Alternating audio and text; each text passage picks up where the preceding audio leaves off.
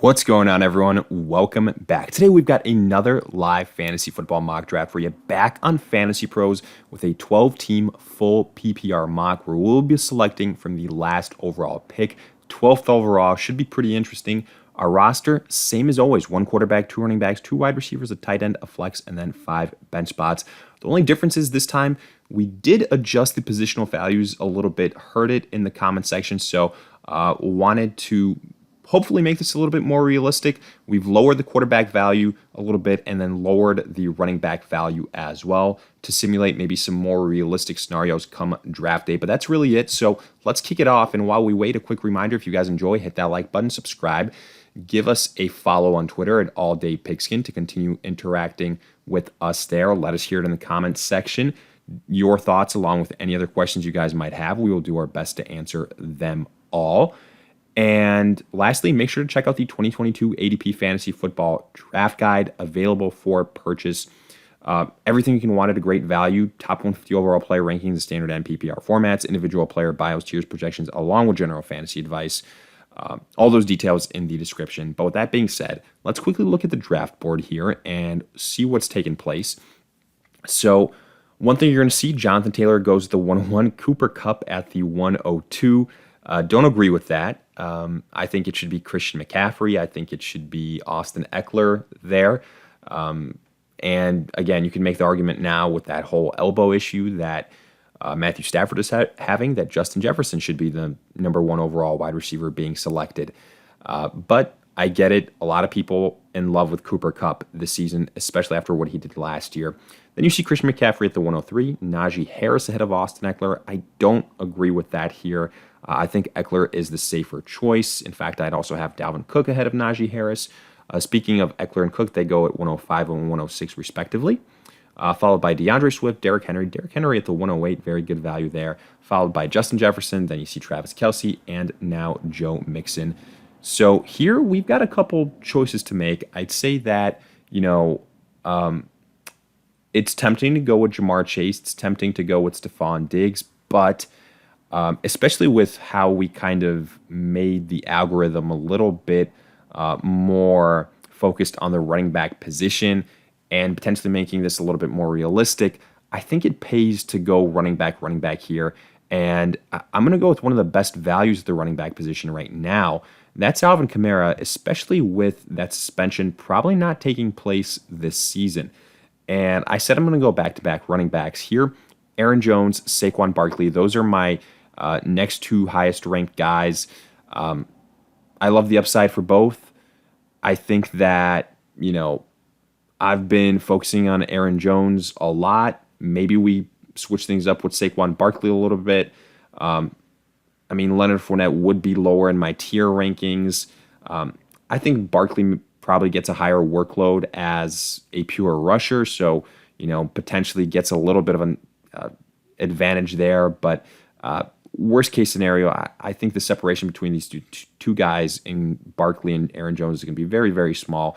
I'll switch it up here a little bit. Start with Alvin Kamara, start with Saquon Barkley, and then let's see what happens in the 3rd round, and also obviously what's left of the 2nd round. And I do think you're going to see, the fact that we had a focus on the running back position here, a difference in that. So Jamar Chase goes afterwards, followed by Stephon Diggs. Totally get it. I was considering those 2 guys. Then Leonard Fournette, then Devontae Adams, Aaron Jones at the 206, awesome value. CeeDee Lamb, Mark Andrews, Nick Chubb at the 209. He should not be going ahead of Ezekiel Elliott. Just in my personal opinion, doesn't offer as much as a pass catcher in the pass catching department. Deebo Samuel, Tyreek Hill then, Zeke at the 212, Keenan Allen at the 301. I will say this is probably where Ezekiel Elliott should be going, if not earlier in the 2nd round. Javonte Williams at the 302, then James Conner, then Mike Evans, Travis Etienne. I like to see that, him getting some love at the 305, even though I was hoping that he might fall to us. Then you see T. Higgins, Michael Pittman, Josh Allen, first quarterback off the board at the 308, followed by Cam Akers, Breece Hall, and A.J. Brown. So now we could go a couple of different directions. I'm not going to be going running back. I don't love any of these guys at this point in time. So we're going to turn our attention back to wide receiver. And the guys that I'm looking at, DJ Moore, Jalen Waddle, Allen Robinson, guys like that. I'm going to go with, a high upside guy here in DJ Moore. And then, tight end, I don't want to commit to Kyle Pitts or these guys yet. I'm going to just load up on the wide receiver position. And I'll go with Jalen Waddle. I have him ranked higher than Deontay Johnson. And the question is, what will we have available to us at the turn in the, I guess it would be fifth and sixth round. So let's look at the draft board again and dissect what's happened. David Montgomery went afterwards. Okay. Kyle Pitts went. Sure. Patrick Mahomes, Josh Jacobs, Cortland Sutton, a huge run on the wide receivers. Sutton, Deontay Johnson, Allen Robinson, McLaurin, DK Metcalf. I actually think this is somewhat pretty accurate so far. J.K. Dobbins, Brendan Cooks, Amari Cooper, Herbert, George Kittle, unfortunately, and Darren Waller go in the fifth round. I was hoping we could land one of them. That's not the case. Oh well. Chris Godwin, Mike Williams. So, there's still some really good wide receivers is kind of the takeaway here. So we could have probably gone with a tight end with that second back-to-back pick, but I thought maybe there was an outside chance one of those guys would fall to us. Jerry Jeudy, Lamar Jackson, then Darnell Mooney. So honestly, I still think the value here is really a wide receiver. We could go Kyler Murray. A.J. Dillon is kind of tempting. Elijah Mitchell a little bit banged up right now. If I had my way here, I'd go Rashad Bateman and then probably Juju, or Michael Thomas and then Juju. I really like the upside. I'm probably definitely gonna make one of these picks, Juju Smith-Schuster, and then the other one is probably gonna be either Mitchell or AJ Dillon to get some depth at that position. So let's go with Juju Smith-Schuster with one of those picks. I've already got Alvin Kamara, so I don't want to commit too much to, let's say, Michael Thomas, something like that. Elijah Mitchell dealing with a hamstring right now, even though I like his upside more so than, A.J. Dillon from just a pure standalone value. I realize that Dillon has higher upside if something happens to Aaron Jones. We didn't draft Aaron Jones here. So, again, there is a case to be made to draft A.J. Dillon. He can kind of sit on our bench. But I think here if we're talking about standalone value and a guy that I can insert week in and week out, hopefully there's still some time for him to get right. Elijah Mitchell was my third running back. We could do worse. I want to get some more depth at the running back position, so we're going to go with Elijah Mitchell here. And then we're going to continue to break down this thing in the next couple of rounds and see how it plays out and see where the other value still lies here in this draft. So after we went Mitchell, you see Dalton Schultz, Elijah Moore, Amon-Ra, Michael Thomas, Hawkinson, Kyler Murray, actually a run on quarterbacks, Murray, Gabriel Davis, Jalen Hurts, Renfro, Thielen, Stafford. There goes Rashad Bateman. Whew. Pretty much an entire round after we were considering good value on him. Tyler Lockett, Brady, Joe Burrow, Dak Prescott, Russell Wilson. So a big run on quarterbacks. There goes A.J. Dillon at the 704, Miles Sanders, Chase Edmonds. So here, I think we're at a good spot to take one of the next best available tight ends. As far as those guys are concerned, I do think it'd probably be Dallas Goedert, Zach Ertz, or Cole Kmet. I'll probably go with Dallas Goedert. Let's see what we have left at wide receiver. I really like Allen Lazard. I'm not going to lie. So to me, I think he's a good high value upside pick. I will say Rashad Penny, with the potential, news that Kenneth Walker is dealing with a hernia, also becomes a really good value pick.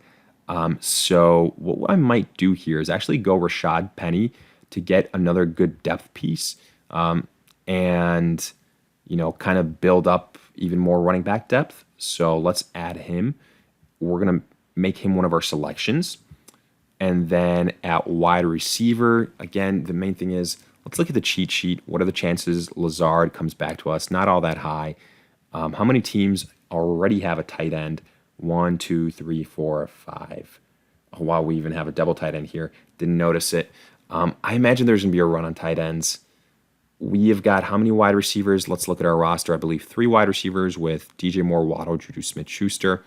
So maybe Cole Kmet drops to us. I don't know. That's kind of a gamble that I'm not too sure about. I'll go with Dallas Goedert now. I might be kicking myself later because I know I'm going to pass up on Allen Lazard by doing that.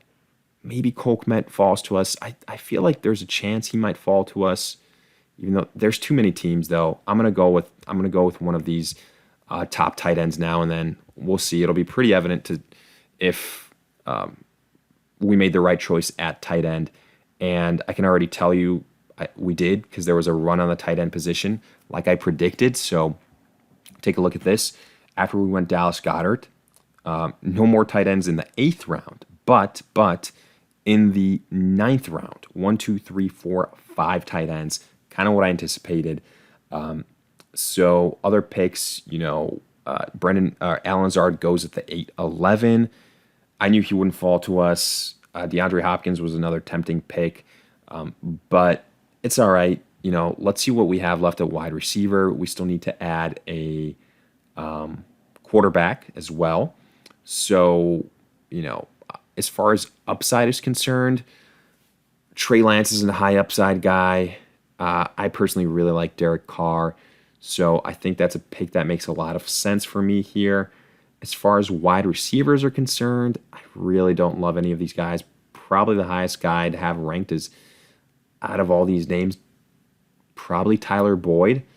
Take a chance on him. So I'll go with Derek Carr here, and I'll get probably a bad grade for doing so, but I have him ranked the highest out of these guys. I don't care if it's a reach alert.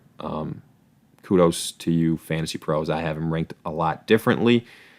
And then a wide receiver, there goes Tyler Boyd. I'm going to draft him here. And then we're going to make our final 2 selections and wrap this thing up. And I actually think we've got a pretty diversified roster compared to what we normally draft. So I like the fact that we kind of mixed it up a little bit. I can appreciate that. Actually, Trey Lance is still available, so we can get that high upside guy. I might do that here. So, trade bait, things like that. So we'll get Trey Lance. And let's see if there's anything that I really like at tight end. At running back, they're not necessarily.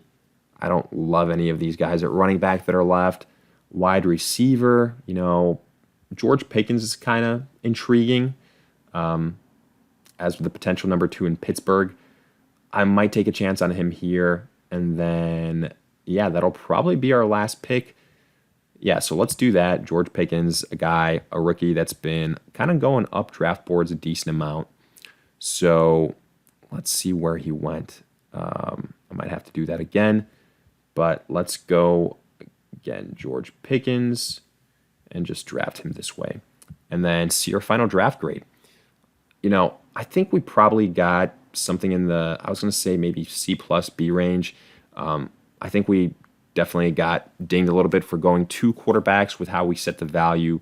I do like we got Alvin Kamara and Saquon Barkley back-to-back, especially when we had the final pick overall.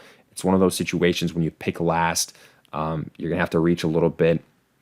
And I think we did it the right way here.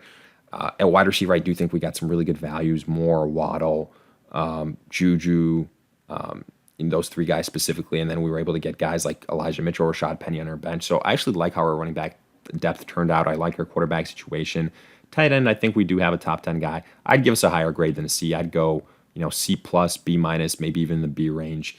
But hey, let me know your thoughts. Along with, again, any other questions in the comment section. I'll do my best to answer them all. If you enjoyed, hit that like button, subscribe, give us a follow on Twitter at AllDayPigskin to continue interacting with us. And lastly, make sure to check out the 2022 ADP Fantasy Football Draft Guide. Everything you can want at a great value. Details in the description. In the meantime, we'll see you guys in future videos.